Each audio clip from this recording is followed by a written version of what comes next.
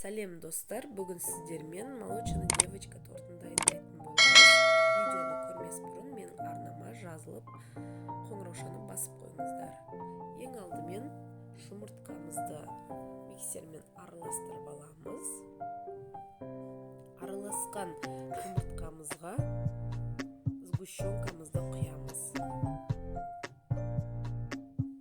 Сгущенка мен жұмыртқаны ровно 5 минут миксерлеп аласыздар. Сол кезде сіздердің тесталарыңыз өте жұмсақ болып шығады.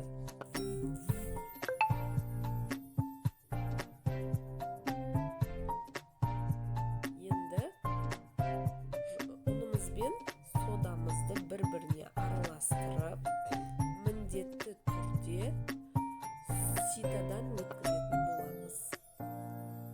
Ситадан өткізілген ұн үлпілдеп әдемі болуға көмектеседі.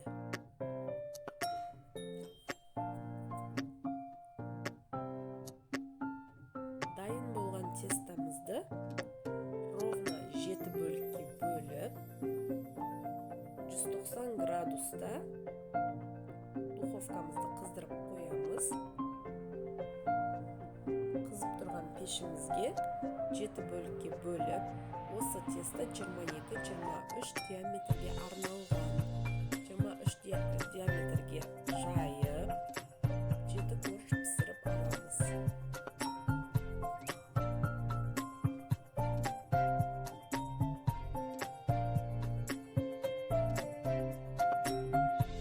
Осылай жұқа етіп жағасыздар.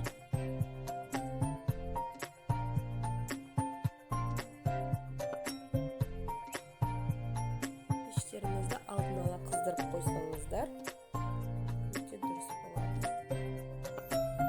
Градусын 190 градусқа қоямыз. Пештің асты-үсті режимінде 10 минуттан пісіріп аламыз.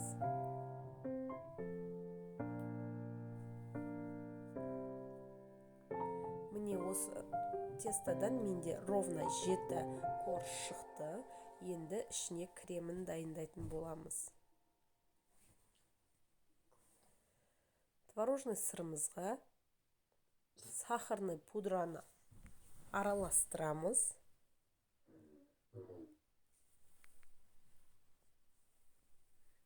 Жақсылап араластырғаннан кейін миксермен бір айналдырып жібереміз де, үстіне сливкимізді құямыз.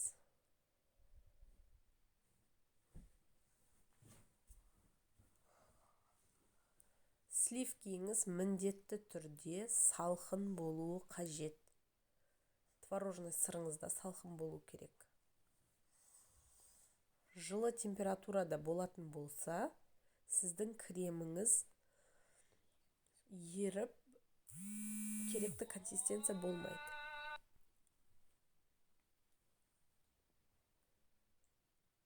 Қою болғанша әдемелеп араластырып аламыз.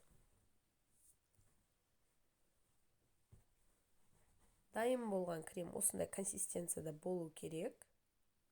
Енді кремімізді, бізде 7 корж болса, кремімізді 6-ға бөліп, ровно 6 бөлік болады, арасына жағып шығамыз. Тортты міндетті түрде осындай кольцоға жинаңыздар, ішінде ацетатный пленкасы болсын. Сол кезде сіздердің торттарыңыз түзу, әдемі болып шығады.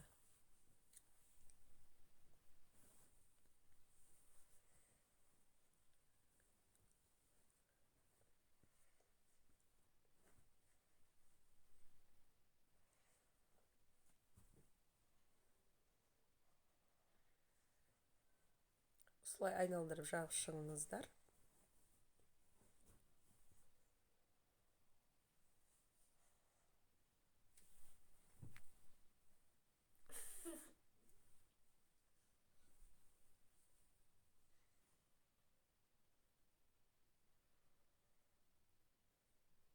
Міне соңғы қалған кремді осылай бетіне жағасыз.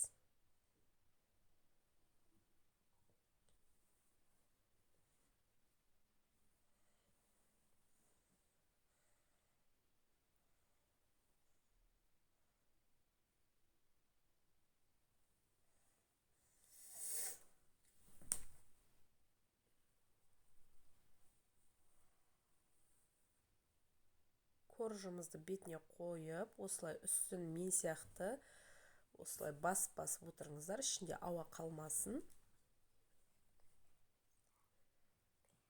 Кремнің қалдықтарын осылай бетіне жағып, бетін пищевой пленкамен орап, 8 сағатқа қойып қойыңыздар. Кемі 4 сағат тұрсын. Енді сыртын қаптауға арналған кремді дайындайтын боламыз. Ол үшін творожный сыр мен сахарный пудрамызды миксерлеп аламыз, біркелкі масса болғанша. Оның үстіне бөлме температурасындағы сары майымызды салып, араластырып, кремімізді дайындап қоямыз. Енді тоңазытқышта тұрған тортымызды алып, сыртын қаптай берсек болады.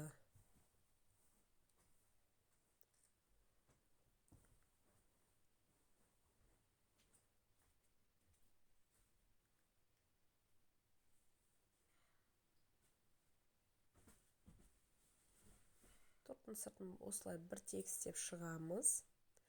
Дайын болған кремімізді кондитерский осындай пакетке құйып, айналдырып, жағып шығамыз. Мен бұл тортты вафельный крошкамен әсемдеген болатынмын. Сіздер өз қалауыңызша әсемдесеңіздер болады.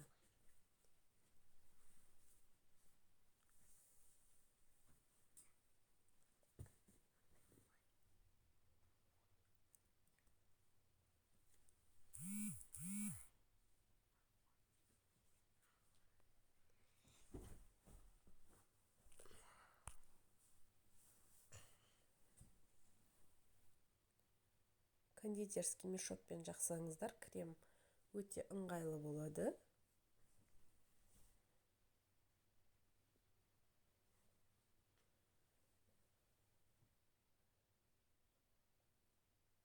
Шпательмен осылай түзулеп шығамыз.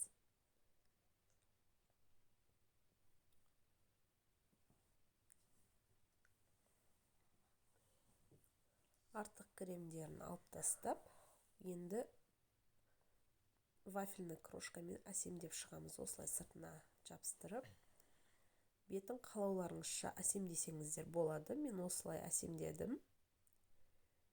Сіздер де үйде жасап көріңіздер. Менің арнама жазылуды ұмытпаңыздар. Қоңыраушаны басып қойыңыздар. Әлі алда көптеген рецепттер болады. Қарағандарыңызға рахмет. Ас болсын барлықтарыңызға.